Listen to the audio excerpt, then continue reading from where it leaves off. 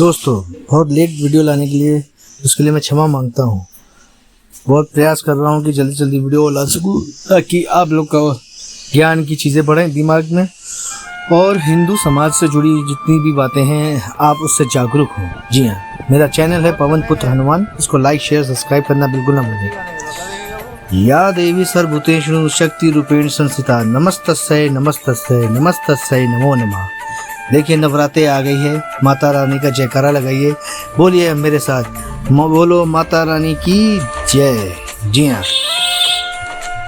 जो मैंने अभी श्लोक बोला है उसका तात्पर्य क्या है? उसका तात्पर्य है उस देवी के लिए जो सभी प्राणियों में शक्ति के रूप में निवास करती है, उन्हें नमस्कार, उन्हें नमस्कार, उन्हें नमस्कार, उनको बारंबार नमस्कार। आप जानते हैं नवरात्रि चली आ रही हैं और नवरात्रों में कोई अपना जो है 9 दिनों का व्रत रखता है, कोई पहले का रखता है, कोई लास्ट का रखता है।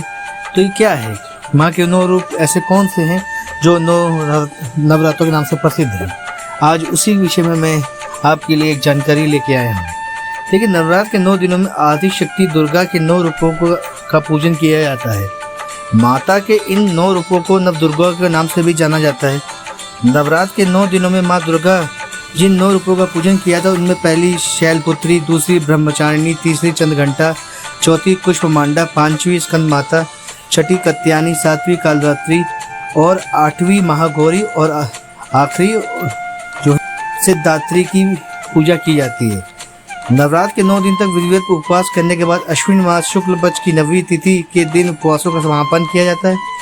प्रत्येक उपवासक की यह जिज्ञासा रहती कि वह माता को भोग में क्या दे, माता शीघ्र प्रसन्न हो। हिंदुओं का कोई ये उपवास भोग प्रसाद के बिना पूरा नहीं होता। व्रत किसी भी उद्देश्य के लिए किया गया हो, उसमें देवी देवताओं को भोग अवश्य लगाया जाता है। नवरात्र के 9 दिनों में 9 देवियों को अलग अलग भोग लगाया जाता है। जानिए 9 देवियों के भोग। जी हाँ, पहली माता शैलपुत्री। शैलपुत्री माँ जैसे गाय पे आसन में विराजमान है, शक्ति रूप हैं और माँ को शुक्ल पक्ष की प्रतिभा को प्रथम नवरात्रि होती है। नवरात्र के पहले दिन माता के प्रथम रूप शैलपुत्री की पूजा की जाती है। माता इस शैलपुत्री पर्वतराज हिमालय की पुत्री हैं और इसी कारण उनका नाम शैलपुत्री पड़ा है। इस दिन उपवास करने के बाद माता के चरणों में गाय का शुद्ध घी अर्पित करने से आरोग्य का आशीर्वाद प्राप्त होता है और उपवास करने वाली निरोगी रहता है। जी हाँ, दूसरा माता ब्रह्मचारिणी। अश्विन मास की द्वितीय तिथि के दिन श्री दुर्गा की द्वितीय रूप माता ब्रह्मचारिणी की पूजा की जाती है। माता इस रूप में तपस्विनी रूप में होती हैं। माता पार्वती ने भगवान शंकर को पति के रूप में पाने के लिए तपस्या साधना की थी, उस रूप में कारण उनका नाम ब्रह्मचारिणी पड़ा। इस दिन माता ब्रह्मचारिणी को प्रसन्न करने के लिए उनको शक्कर का भोग लगाया जाता है। इस दिन माता को शक्कर का भोग लगाने से घर के सभी सदस्यों को आयु में बढ़ोतरी होती है। आप जान लें, माता को अगर शक्कर का भोग लगाया जाता है माता ब्रह्मचारिणी को, तो उसमें सबकी आयु की बढ़ोतरी होती है। ऐसे ही माता तीसरी हैं चंद्रघंटा। माता के तीसरे रूप में चंद्रघंटा की पूजा की जाती है। माता चंद्रघंटा के माथे पर अर्ध चंद्र जो है अर्ध रूप में स्वरूप में विद्यमान है। नवरात्र के तीसरे दिन इनका पूजन अर्चन किया जाता है। माता चंद्रघंटा को पूजन करने से उपवासक की सभी मनो इच्छा स्वतः पूरी हो जाती है तथा वह सांसारिक कष्टों से मुक्ति पाता है। माता की पूजा करते समय उनको दूध से या दूध की बनी हुई अथवा खीर का भोग लगाया जाता है। भोग लगाने के लिए एक थाल ब्राह्मण के लिए भी निकाली जाती है। ब्राह्मण को भोजन के साथ दक्षिणा आदि भी दान में दी जाती है। अगर आपको अपने सारे दुखों की मुक्ति चाहिए तो माता चंद्रघंटा को भोग लगाएं और उनकी पूजा करें। हमारा जी हाँ, माता चौथा दिन माता कुष्मांडा का होता है। जी हाँ, नवरात्रों का चौथा दिन कुष्मांडा की पूजा आराधना करने का है। यह माता कुष्मांडा का चौथा रूप है। एक मान्यता के अनुसार ब्रह्मांड की उत्पत्ति माता कुष्मांडा के अंदर से हुई। नवरात्रे के चौथे दिन इनकी पूजा आराधना की जाती है। चौथे नवरात्रे को जो जन पूर्ण विधि विधान से उपवास करता है उसे समस्त रोग शोक नष्ट हो जाते हैं। माता कुष्मांडा की पूजा करने के बाद इस दिन उनकी मालपुओं का भोग लगाया जाता है। यह प्रसिद्ध मंदिरों में बांटना भी शुभ रहता है। इस दिन माता को मालपुओं का भोग लगाने से माता प्रसन्न होकर उपवासक की बुद्धि का विकास करती है और साथ ही निर्णय करने की शक्ति को भी बढ़ाती हैं। जी हाँ, जो निर्णय नहीं ले पाता क्या करना है क्या नहीं करना है, वो माता कुष्मांडा का पूजन करें और उनको भोग में वही लगाएं जो मैंने उनको बताया है, वो करें। 5वां पांचवें माती स्कंद माता। अश्विन मास के माता दुर्गा के अलग अलग रूपों की पूजा की जाती है। नवरात्र के 5वें दिन माता स्कंद माता की पूजा की जाती है। माता स्कंद माता कुमार कार्तिकेय की माता है। 5वें दिन माता के रूप की आराधना करने से उपासक को स्वतः ही सभी सिद्धियां प्राप्त होती है। इस पूरे दिन उपवास करने के बाद माता को केले का भोग लगाया जाता है। इस दिन माता को केले का भोग लगाने से शरीर स्वस्थ रहता है। जी हाँ, स्कंद माता को केले का भोग लगाने से शरीर हमारा स्वस्थ बना रहता है। माता कात्यायनी माता दुर्गा का छठा रूप है।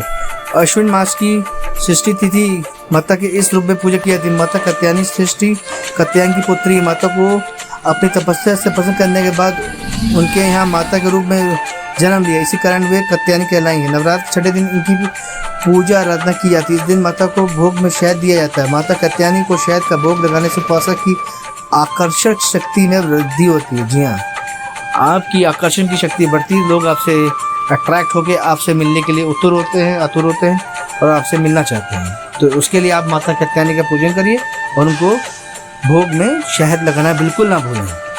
ऐसे ही माता कलरात्रि को जो कि आती हैं, उसके बाद सप्तमी तिथि में माता कलरात्रि रूप की पूजा आराधना की जा रही है। माता काल अर्थात बुरी शक्तियों का नाश करने वाली है, इसलिए इन्हें कलरात्रि के नाम से जाना जाता है। नवरात्र के 7वें दिन इनकी पूजा अर्चना की जाती है। इस दिन साधक को पूरे दिन का उपवास करेकर माता को गुड़ का भोग लगाया जाता है।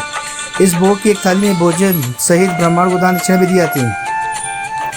इस प्रकार माता की पूजा करने से व्यक्ति पर आने वाले शोक से मुक्ति मिलती है व उपवासक पर आकस्मिक रूप से आने वाले संकट भी कम होते हैं। देखिए, कोई शोक है, रोग है और कोई घोर संकट है तो माता कलरात्रि की पूजा करें और उसमें दान दक्षिणा भी दें और माता को गुड़ का भोग लगाना बिल्कुल ना भूलें। जी हाँ, ऐसी और जानकारी के लिए मेरे चैनल पवन पुत्र हनुमान को लाइक शेयर सब्सक्राइब बिल्कुल करना। रानी की जय हो। जी हाँ, माता माँ गौरी को लगाए जाने वाला भोग। दुर्गा अष्टमी के दिन माता के 8वें रूप माँ गौरी की पूजा की जाती है। अपने गोरे रंग के कारण इनका नाम महागौरी पड़ा। माता के महागौरी रूप का पूजन करने पर माता प्रसन्न होकर उपवासक के हर असंभव कार्य को भी संभव कर आशीर्वाद देती है। इस दिन माता को भोग में नारियल का भोग लगाया जाता है और ब्राह्मण को भी नारियल दान में दिया देने की प्रथा है। यह माता जिन संतानों मनोकामना पूरी करती है। जिसकी संतान नहीं हो रही हो, जिसकी संतान होने में कष्ट हो रहा हो, वो माता गौरी का उपवास करके उनकी पूजन करे और उनसे अपना आशीर्वाद रूप उनसे संतान प्राप्ति का सुख पाए।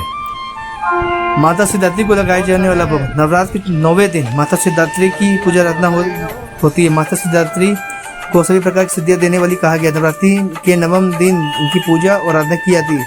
इन्हें सिद्धियों की स्वामिनी भी कहा जाता है। नवमी तिथि का व्रत कर माता की पूजा आराधना करने के बाद माता को तिल का भोग लगाना इस दिन कल्याणकारी रहता है। तिल का भोग लगाना बहुत ही कल्याणकारी रहता है। यह उपवास व्यक्ति को मृत्यु के भय से राहत देता है और अनहोनी घटनाओं से बचाता है। जिस व्यक्ति को डर लगता हो कि उसके साथ कुछ हो जाएगा या गलत हो जाएगा, तो माता सिद्धात्री 9वें दिन माता सिद्धात्री की पूजा करे और माँ को भोग लगाए और माँ से प्रार्थना करे कि माँ मेरे मन से डर हटाए। देखिए, मैं इस हिसाब से अपना वीडियो समाप्त कर रहा हूँ। आप कौन सा नवरात्र वाला व्रत कर रहे हैं, पहला वाला, आखिरी वाला या बीच वाला, ये जरूर मुझे बताएं। इसके विषय में आप मुझे कमेंट करके ज़रूर बताएं कि आप कौन सा व्रत रख रहे हैं और मेरे साथ बोलिए माता रानी की जय। धन्यवाद। मेरे चैनल पवन पुत्र हनुमान को लाइक शेयर सब्सक्राइब करना बिल्कुल ना भूलिएगा। जय हिंद।